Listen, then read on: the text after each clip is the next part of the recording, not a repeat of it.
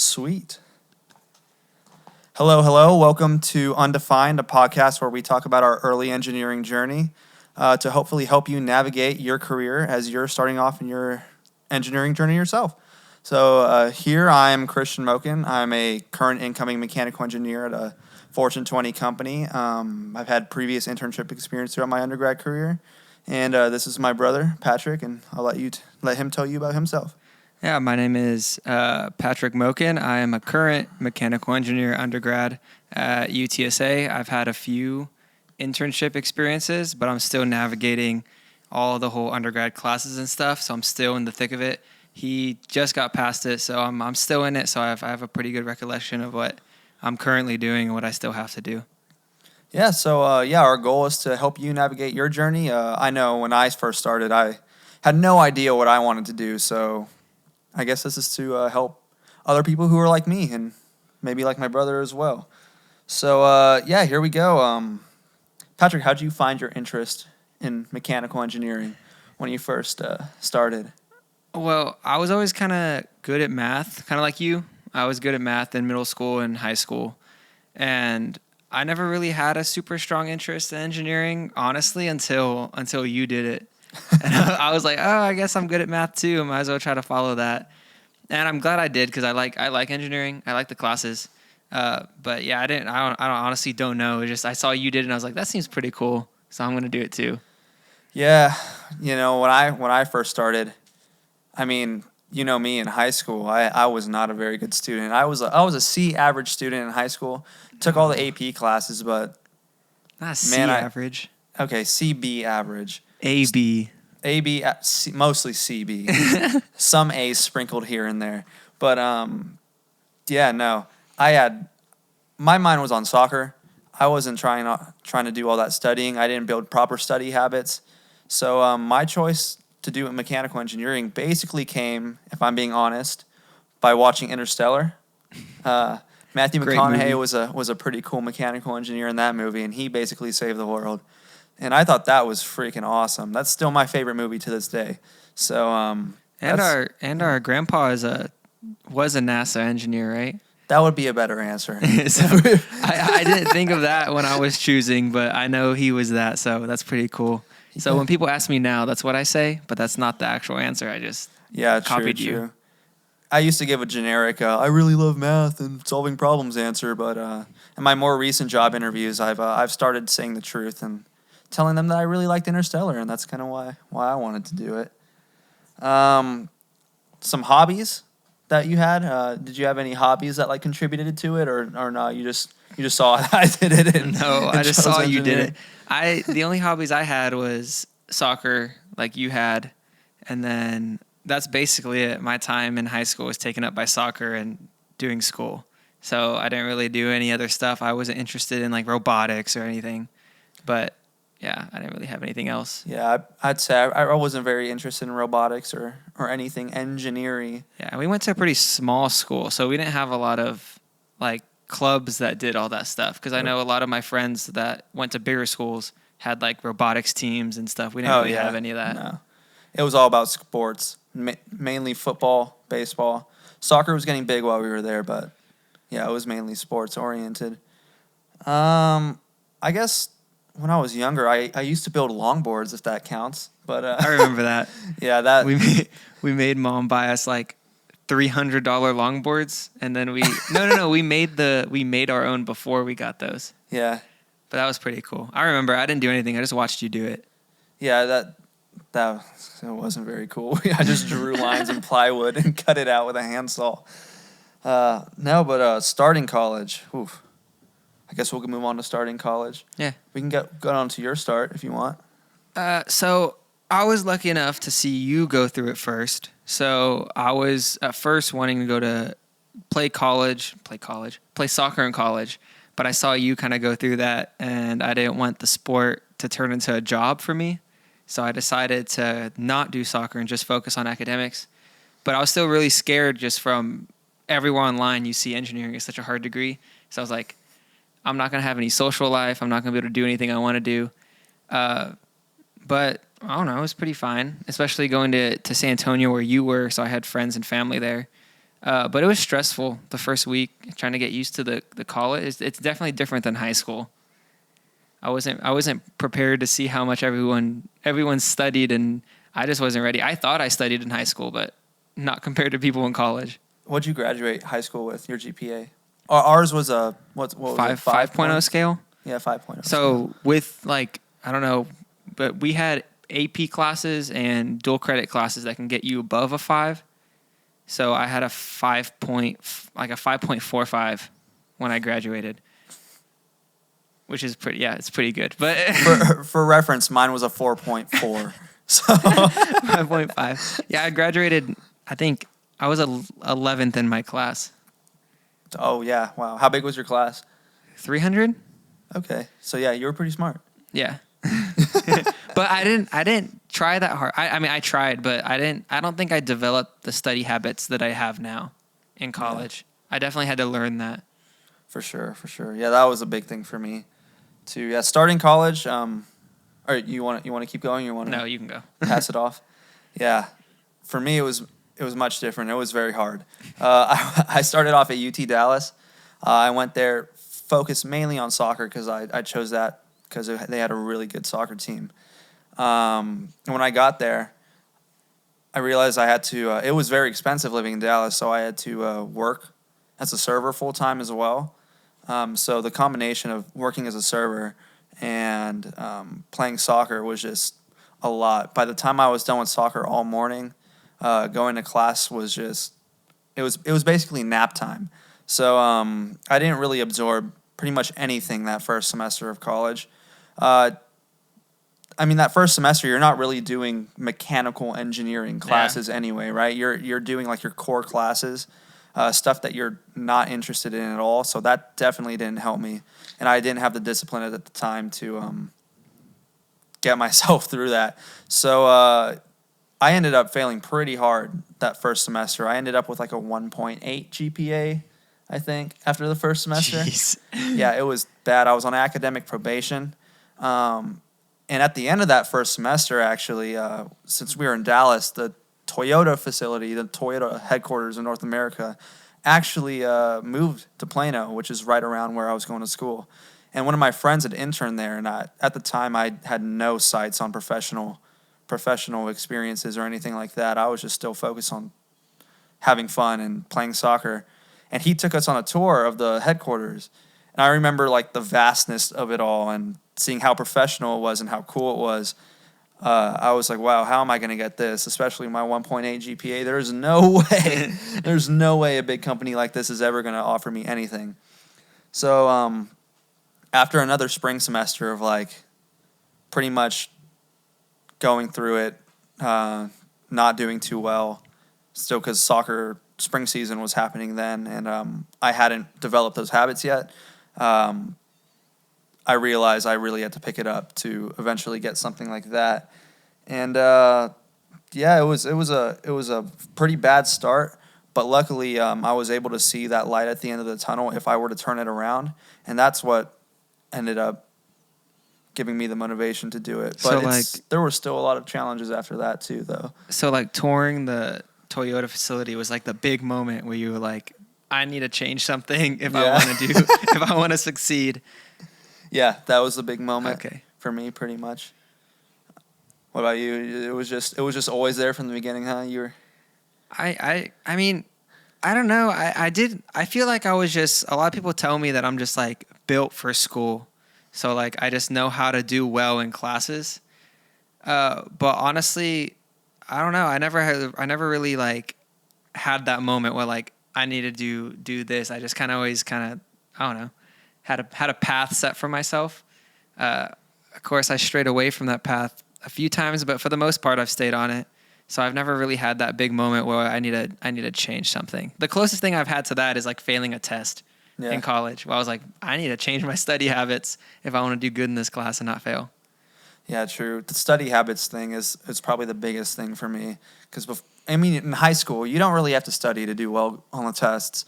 You can pretty much retain everything from your lectures, but in college there's no one there to hold your hand. You can do whatever you want. So if you wanted to go party all the time, you could. If you wanted to study all the time, you could. But unfortunately for me, that's not what I chose to do. Yeah. Yeah. I think the biggest difference is just the frequency of tests. So Yeah. like college, it's like fewer tests, so there's a lot more material. And I think especially in my first semester, we had chemistry together, Gen Chem 1. And that was kind of like, we learned the information, we did the homework, but he asked the questions on the test a completely different way we haven't seen it. So you had to know the material to know it. So I think that was the biggest transition from high school. I could memorize 3 weeks of material and then take the test and do it over and over again. But college was like, there was too much, you couldn't memorize it. You're going to do bad on the test if you memorize. So you actually had to learn it. And that was probably the biggest thing for me, was learning to slow down. For me, what helped the most was doing the homeworks. Like I used to kind of just, chegg. Oh man, chegg will be your biggest downfall. If you rely on that, you will be. Yeah, it's over. Yeah, it's over for you so later. I used to just copy the homework and be like, okay, I'll go back to it and learn it later before the test.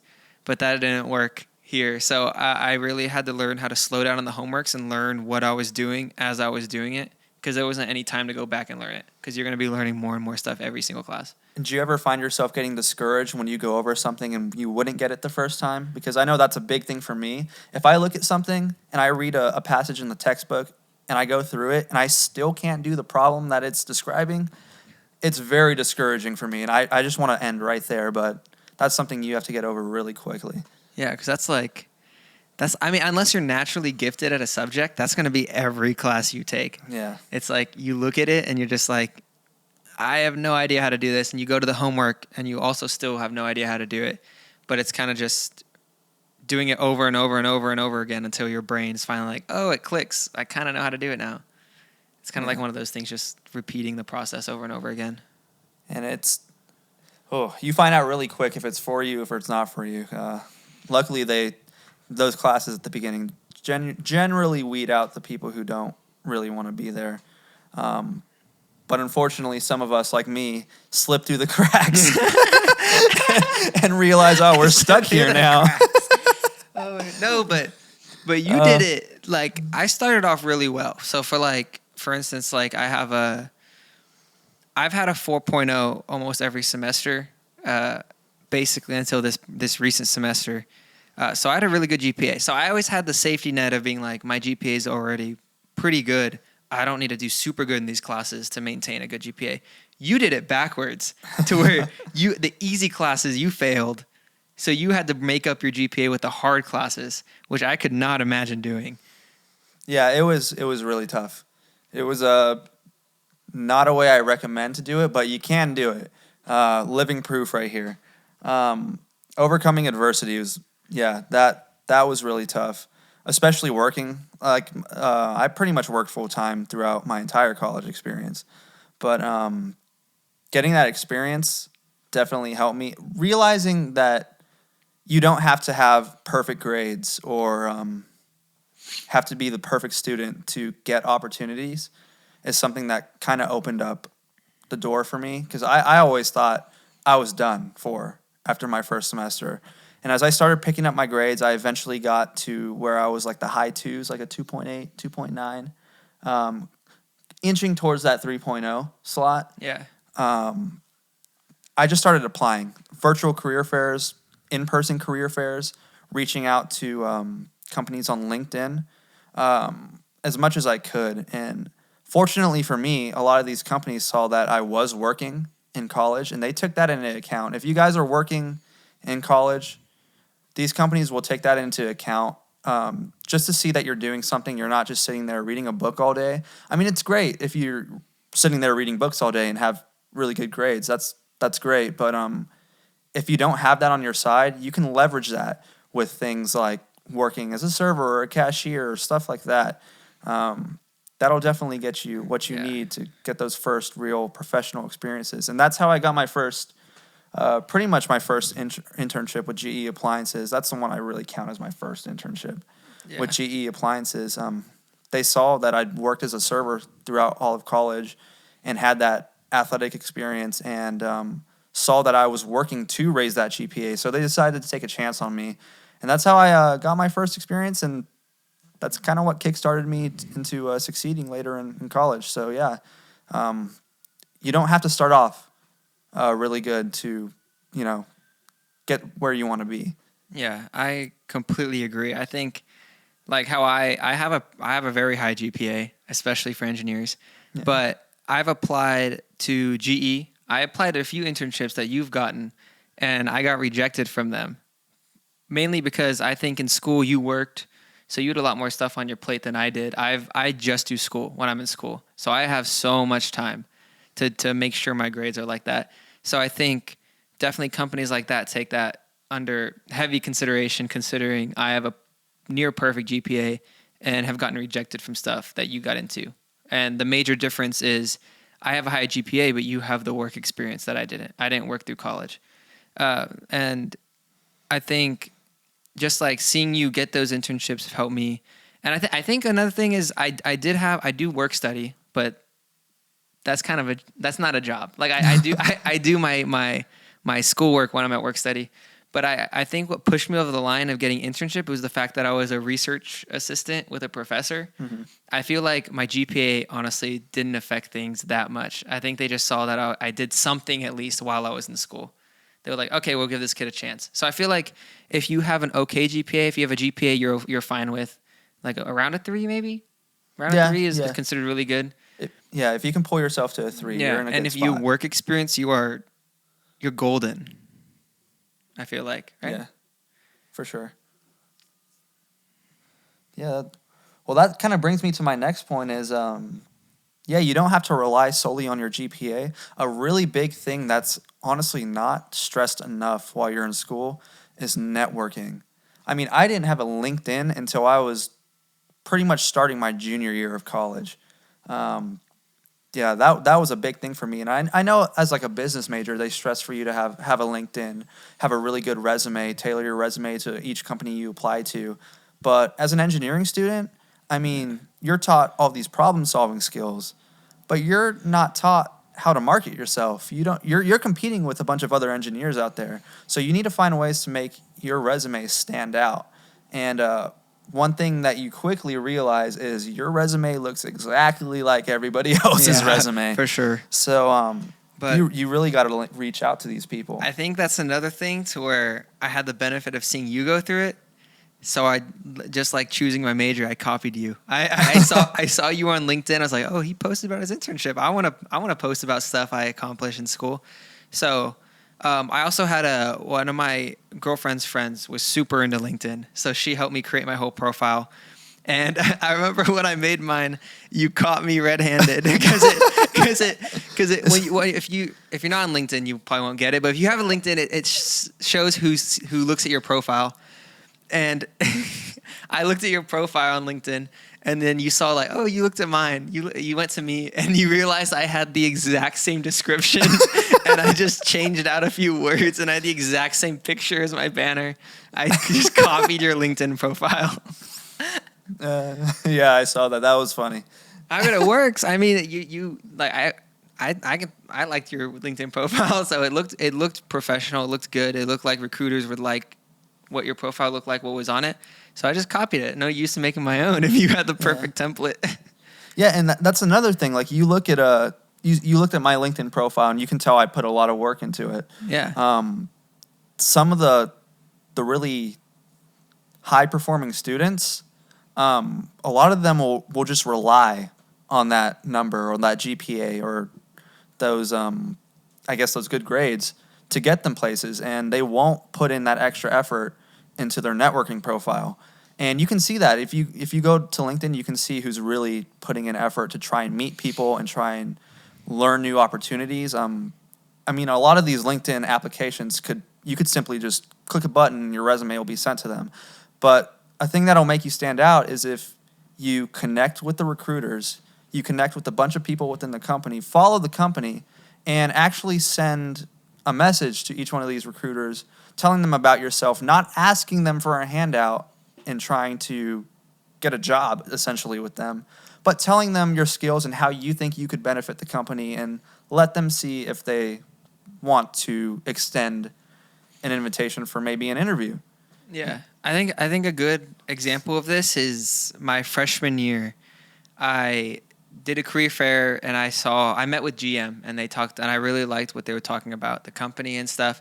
So I took my friend's advice and I reached out to a worker at GM, an engineer, and I messaged them on LinkedIn. I wasn't asking them for anything. I wasn't like, hey, get me a job at GM. I just kind of asked, like, what's your experience? What can I do to put myself in a better position to get to where you are?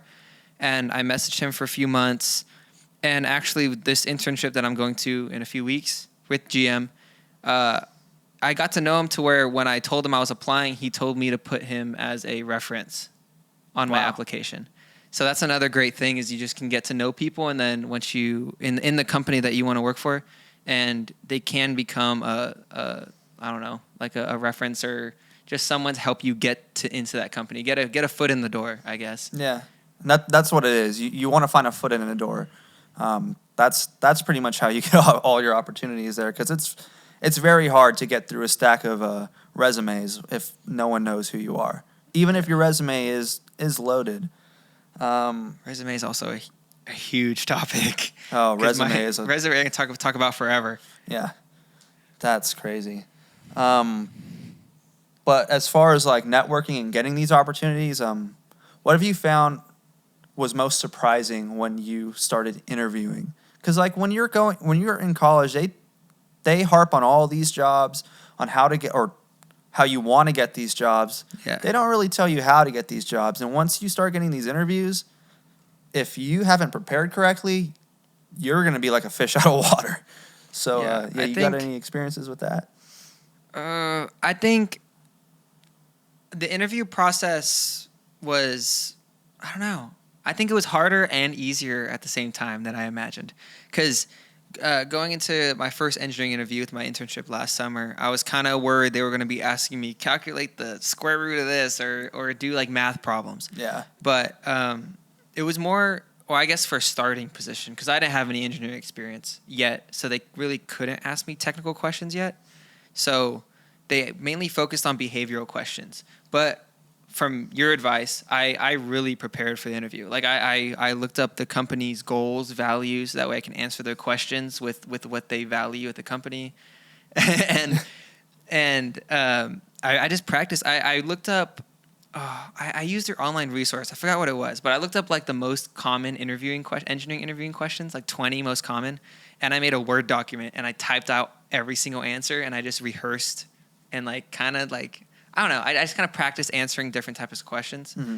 And I had like examples because I know like they always ask like teamwork scenarios, teamwork examples. When did something go wrong when you were doing this? So I like kind of like had a list of pre-made examples going into the interview because I think the worst thing is like going into interview and they ask you a question. You're like, you like have to think about it a lot. Yeah. Like it's good to show that you're thinking about it, but taking too long or like showing that you weren't prepared is very bad. But definitely I think, again, I think you helped me prepare for that process. Because I think if you hadn't given me those details on how to go into it, I would have been unprepared going into the interview. But what about like, what about you? What about... Well, I learned really early that STAR is your friend, and I'm pretty sure if you're watching this, you've heard about STAR. Situation, task, action, result. A lot of these interview questions, especially for internship or co-op positions, they're not going to ask you very technical questions. They're going to ask you behavioral-based questions to see if you can work within a team. And if you can work within a team, then you'll probably be able to work with them because... these questions, they want you to answer them a certain way so that you need to state your situation, tell the task you're doing, the action that you did to get whatever it is you were doing done, and the result. And you want to stick all four of those points on every single one of those questions. And then you'll be golden. If you just do STAR, you'll be great. And you can talk about anything. You could talk about group projects. You could talk about work experience. You could talk about that time you helped your neighbor out with their garbage. Yeah, or their lawnmower was broken. How you did a root cause analysis on how to do that. Yeah. My GM interview literally said in the paper to prepare for the interview said use the STAR method. Yeah. And I remember that's when I called you. I was like, what's the STAR method?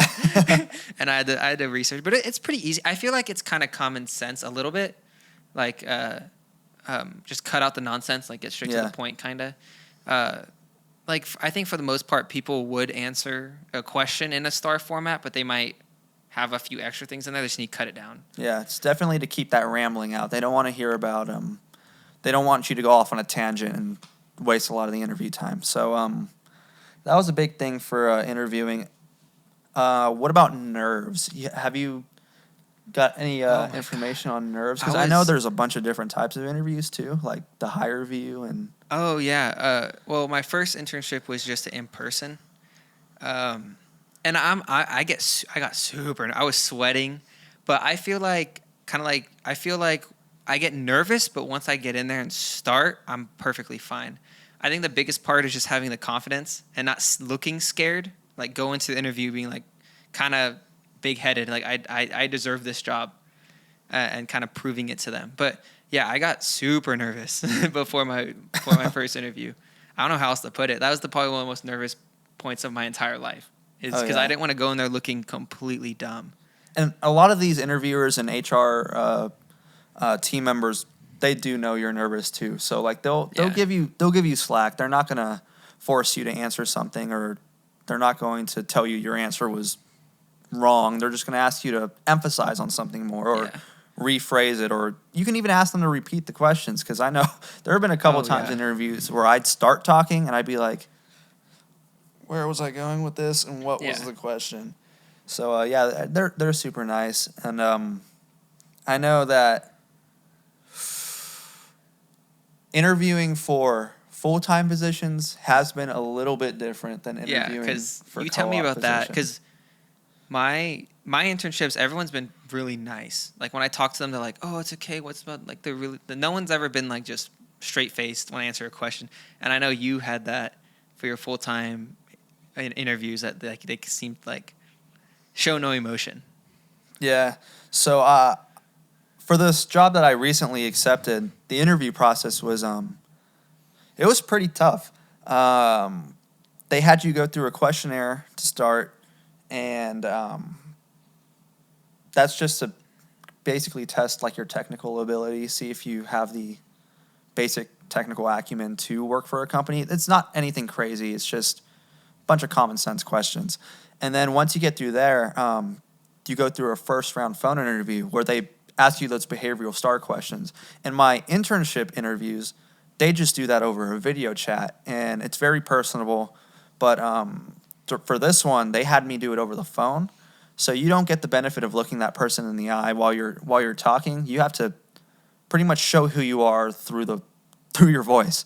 So that was a different experience. And then from there, it moves on to two big boy panel interviews, 45 minutes, one after the other. That's something you won't get as an intern. You'll maybe do one video interview, and then you'll find out if you get the position as an intern. For this full-time role, I had to go through a panel interview of 4 people. The first 4 people were HR reps at the certain fabrication facility that I was going to interview with. And they asked pretty much behavioral questions, like STAR questions, but a little bit more technical. They wanted to see certain project experience that I had and what I did in those projects that benefited the team overall. And it was basically to see how I worked as a team under high-stress situations. And every answer I gave, I tried to be personal, tried to show my personality while I was answering. Stone cold. They were just... See, yeah, that's something I'm super scared for. Yeah. Because I feel like I need to see their reaction. Like if I see they have a good... Like every interview I've had, they've been nice, like I said. So like when I answer, they're like, "Oh, such a good answer." Yeah. And I'm like, yes, I'm not nervous. But... Yeah, I guess we'll get into more vivid details in the future. Thanks for chatting with me for a little bit. This has been fun. This is Undefined. I guess we'll see you next time. Thank you very much. Let's get it.